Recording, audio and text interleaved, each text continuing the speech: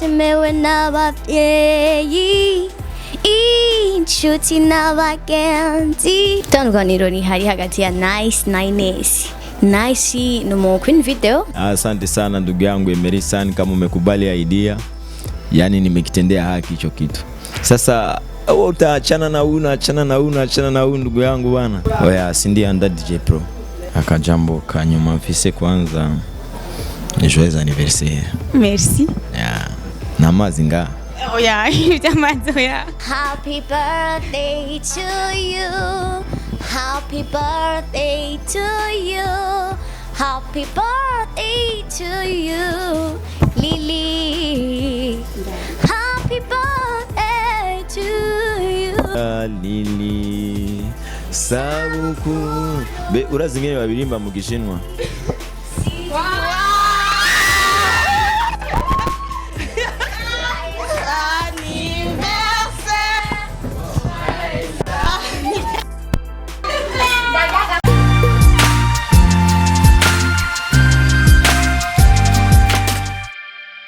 Hi guys, ndatanze mwiriwe na muramutse bivanye naho muherereye. Kuri micro muri kumwe na Lily Roxana, kaba turi kuri ImperialTV. Urashaka kugira subscribe kuri channel YouTube yacu ya ImperialTV +257. Uno munsi twaba turi kumwe n'umuririmbyikazi Ines Rager hamwe na Bamso yahoze ari muri The Cousin.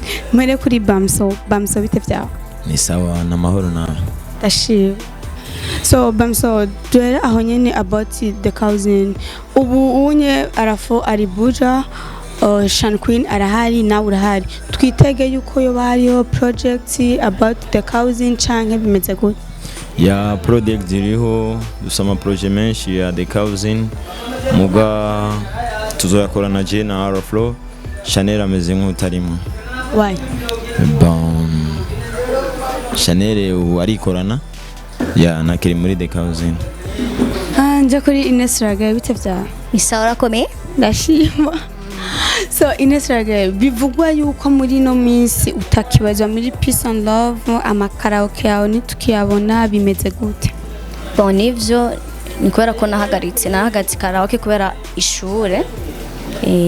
Kubera ama surcharge nyinshi, ivyo nakora ni vyinshi cyane, nahisemo guhagarika karaoke. Bamso, twitege iki kuri comeback yawe y'indirimbo yawe tutaachana tu? Hari izindi project ziri nyuma zikibandanya canke bimeze gute? Twitege na video canke? Bon, project ziri mu nzira. Video naravuganye no mu producteur yitwa Ndirere. Mashaka kuba mu muzi. Twaravuganye gusa narambwira umunsi muga mwitege video. Soon. Ya video zosohoka vuba. Ines Rager no munsi wasohoye indirimbo yawe yitwa Akaramata. Siyo wari possible shaka kuducishiriza ko mugahogote ko. Iki ni cyagihe nifuza kuva kera, byemewe n'Imana, byemewe n'ababyeyi inshuti n'abagenzi. Yes. Ako kajwi ko kanyisha byonye. Bamso, indirimbo yawe mutachana tu yagutwaye igihe kingana gute mu kuyitegura? Byarakoreye kuronka Ines Rager cha? Bon, iyo ndirimbo yanwaye umwanya mwinshi cyane. Bon, ni nk'imyaka. Ego, imyaka myinshi iri muri Nkinga. Imyaka 3 canke 2. Kuko ivyo muziki nari meze nk'uwabihagaritse gato. Ya indirimbo yari muri studio gusa. Wari ko bahagaritse umuziki? Bon, ni ibintu byinshi cyane. Sino bidondagura ngo ndabiheze, muga ni byinshi ibyatumye mebe umuziki na management, n'ibintu bya 2015 birimo n'ibintu nk'ivyo. Muri no minsi muri Buja Flavor hariho abita aba king about rap. Iwawe wihaye ikibanza kingana gute ukababwira niki? Bo ikibanza je na kibanza no kwiha brem. nta kibanza no genda cyari mu underground hama ivyo navyo by'ubukingi je nta mukingi mbona muri rap ngaha mu Burundi gusa umwe wese arafise icyo arusha uwundi muga ivyo by'ubukingi nta muraperi ngaha novuga ko afise album 2 canke 3 za rap nta numwe none uwo kwita umukingi gute wewe umukingi ntibikorwa wakoze amateka yawe nayahe ego ibintu nk'ivyo muga ivyo bukingi nta mukingi mbona jewe Numva kwa nawe udafise na album nimwe umva nawe n'urukingi nta n'ikibanza umva uvuga ko kiri underground uvuze ko kiri underground ngaho onye mfatira aho nyene bivugwa yuko uri under DjPro muri iyi minsi wowe ukivuze wiki oya barabesha ntavyumviye kuri wewe jewe ivyo ntavyo nzi vraiment ni DjPro niwe yabikubwiye oya okay oya sindi under DjPro uri sûr ego ndi sûr gusa DjPro amfasha mu bintu bimwe byo guposta muri YouTube ibintu nk'ivyo muri social media muga kuba anda yiwe kuba umukozi wiwe oya so igiki cyatumye utegura ino ndirimbo kuvuga mtachana idea yavuye he kuki warimbye mtachana mtachana tu iyo idea nari ndayifise nka kumwe nakubwiye imaze imyaka 3 iyo ndirimbo ndiko ndayikora nari maze nk'uwabihevye ama ncamba oblige kuyisohora idea yavuye he nararavye abantu benshi bakunda kuririmba urukundo mugabo bakaririmba ukundi kuntu je nashatse rero kwidifference kuririmba ibintu bitandukanye n'ivy'abandi mu rukundo mugabo kwereka abantu ko byose bishoboka mu rukundo mwashobora gukundana mugahebana ivyo ni bisanzwe je ndabasabe muturirimbe mwese cyarimwe indirimbo nkuko mwagize iyo collabo turanza kwa nanje ndirimbe Ines uravyemeye tuko nabanza rape tubanze dukora ivyo wacu kugira hama cha dushanja okay sawa ndavyemeye ese muna dice ego sawa je ndatangwe kwanza wanje tuzaza kushanja hanyuma sawa this love oh inachanganya utahanya this love oh ikichanganya utakosa pa kupenya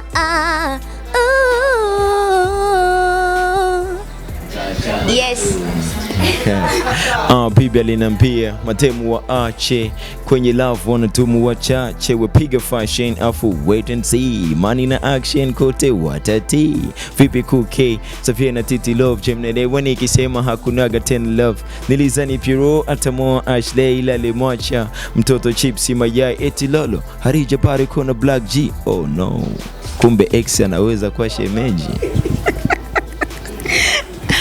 numva ko ashatse gucokora abantu none oya haririmbye ibintu biboneka ibintu byabayeho nego vraiment umucokozi Ines barambabarira vraiment n'abagenzi bose Ines Raga iwawe atandukanye ruri hagati ya Ines Raga ni umuntu yumvise Nice Sky niri tandukaniro ni hari hagati ya Nice na Ines Nice no mu Queen Video niko ndamuzi ku Queen Video ukaba ari umujournaliste muri Wakala TV nanje nkaba ndi muririmbyi kazi so bonso tuje about comment sivyo God name kuri commentaire yavuze ati Mungu anakuona kijana kukweli unataka bifu na bidondo ila hiyo moja iko poa sana unatisha kikweli asante ndugu yangu God name lakini kwa bifu mimi na bidondo sidhani kwanza bidondo hata juzi tulikuwa naye pale alikuwa ananichokonoa lakini kwa bifu sidhani kabisa kwa sababu hamna ubaya ni mambo yalitokea tuliyaona mengi tuliaishi yalitokea mjini tulikuwepo mjini kitu kama hicho yupo hapa Aisha Bakari anasema welcome back Mr. Kubadida hapa ungetuambia watu wenye wako in love silumani nyingi bati wataachana tu ila nasikia uliimbia ma ex walioachana but good Ines Raga yake thank you alitaka ni waimbe watu ambao wapo in love. Watu ambao wapo in love mimi nawabariki, Mungu awasaidie wasiachane, wapendane wafikie hadi kuoana, lakini wale ambao waliachana bwana, bahati mbaya bwana, samahani. Afro Slim anasema kubadida ili lijamaa limeua kabisa, nice job brother, ila wewe ule shemeji yetu naye vipi mtaachana? Ule shemeji haiwezekani kuachana ndugu yangu, ule nampenda sana. Nampenda sana kabisa, siwezi kumwacha hata kwa dawa. Hata nikirogwa siwezi kumwacha. Kumbe na sisi tuweze achana. Mkiachana ni bahati mbaya, ni mambo yenu, ila mimi kwangu bana kuachana sidhani kabisa. Mambo ya kuachana tushapitia. Hivi tuko kwenye nyingine level ya tupange maisha mapya, hata harusi kibindi nini, maisha kama. Inshallah kadi tunapata. Asante sana, kadi zipo mtapata tu, usiokope.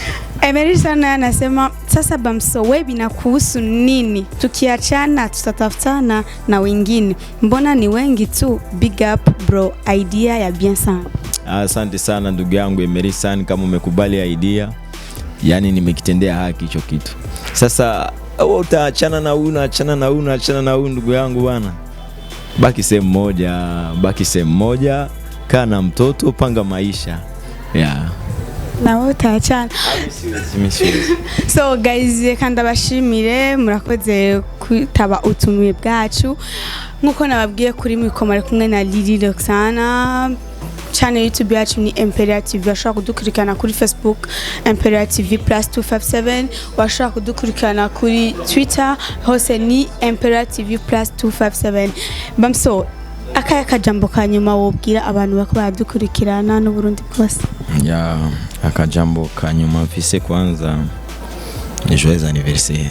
Merci. Namazi nga. Byamazi oya. Okay. Ijambo rya nyuma nagomba mbwira abaririmbyi dufashanye ibikorwa nuko tubikora, bambwire leta idufashe. Urabona abaririmbyi benshi bo ngaha mu Burundi turaririmba muga naco turonka. Nanguye kuvuga kuri iki cha droit d'auteur.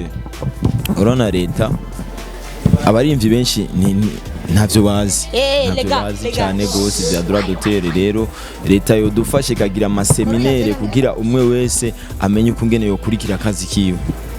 Ikintu nk'icyo. Ndabashimiye. Turagushimira. Ines Raga, kuri page yawe ubwiye iki abafans bawe ko yagukurikirana, ubwiye iki Uburundi n'abandi bafise impano nk'iya? So byinshi Bamso yabivuze bisa nkavyo, nawe yantanze nta byinshi novuga, ariko gusa naho yantanze kubivuga je sinogenda ntabivuze ko nahifise aga surprise kuri ImperialTV. Happy birthday to you, happy birthday to you, happy birthday to you, Lily. Happy birthday to you, Bamso. Let me say thanks, guys. Sabukuru nziza, sabukuru nziza, sabukuru nziza Lili, sabukuru. Urazi ngene babirimba mu Gishinwa? Hello guys, kuri mikonza wa Tabibu n'amandashikiriza ikiganiro cha Buja Entertainment. Tukaba turi mu Kamenge, nitwa Kubera Plaza. Tukaba dufise umujournaliste mugenzi wacu twafise birthday. Twafashatse kuryoherwa nawe ku munsi w'amavuko, nagafite surprise twakoreye, akaba ariko arakora emerysun n'undi muntu. Nashaka kubatubira mutibagiye subscribe, share na like kuri page yacu ya ImperialTV +257. Mr. Cameraman, nifate twende.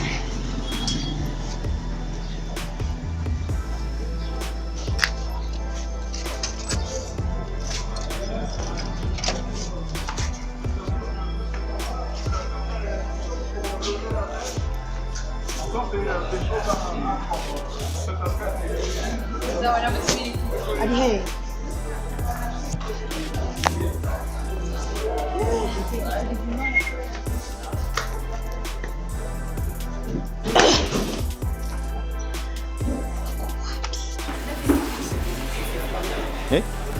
tu.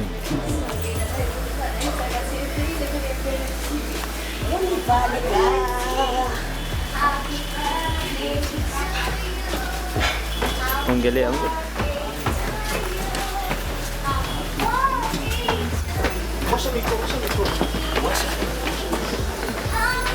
Nisubiri.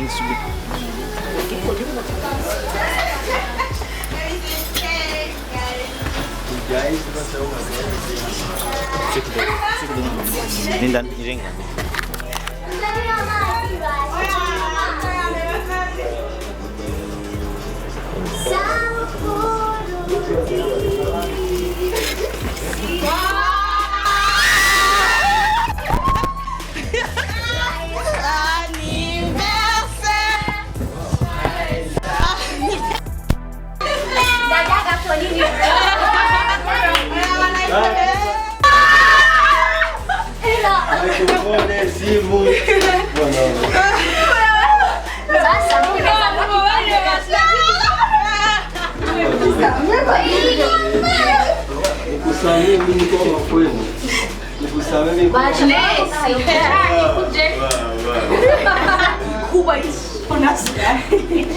Joyeux anniversaire. Happy birthday. Happy birthday. Happy birthday to you. Happy birthday, dear Lee. Happy birthday to you. Sabukuru nziza. Sabukuru nziza. Sabukuru nziza.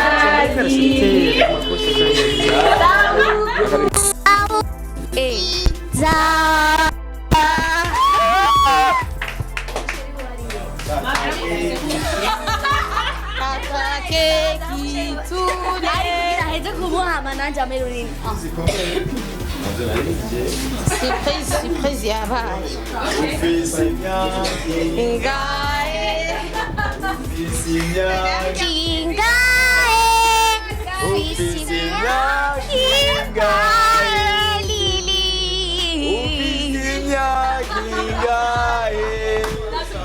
Arashaje Lili, Arashaje Lili, Arashaje Lili. Mungu wangu naenda kanisani sasa.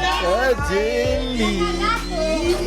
Kata keki tule, kata keki tule, kata keki tule. Afiti miaka Instagram, afiti miaka Instagram. Miaka yake wewe ni ndugu di kaka yake, ni mjomba wake, ni baba yake. Wewe tuletea hapa mna gasore na nani? Kwa nini? Ni mahali unataka kumtolea? Ni tate, wewe sio ni tate. Arashaje ni tate. Vivi. Nyokuru. Amevaa alfabetiki yangu. Ni hatari sana, kupenda tu sana.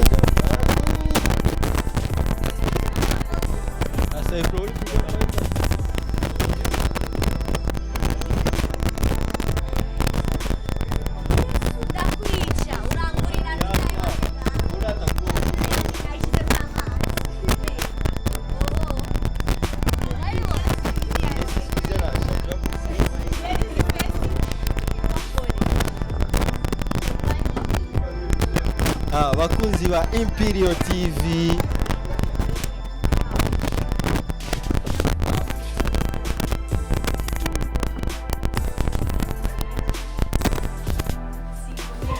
mbona jificha ndani?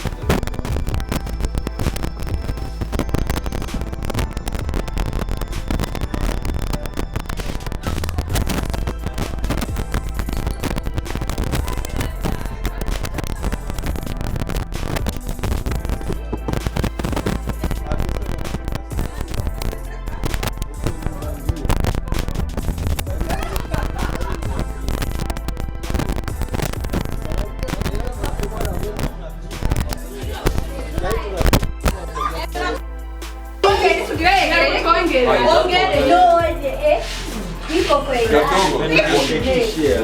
Ahora tuko chini nje kugira interview.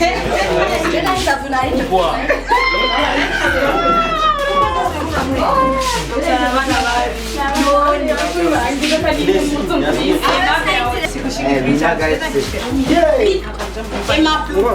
Ibyo uri kurafata ntagiye ushusha kumera ngo kamera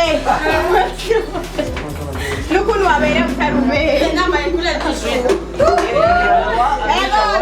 bana mwabishiga pasa pamoja bera mali na audience foto nyuma nka polisi no mwingine bashikira mtama Bana, wewe utudana kile kwa.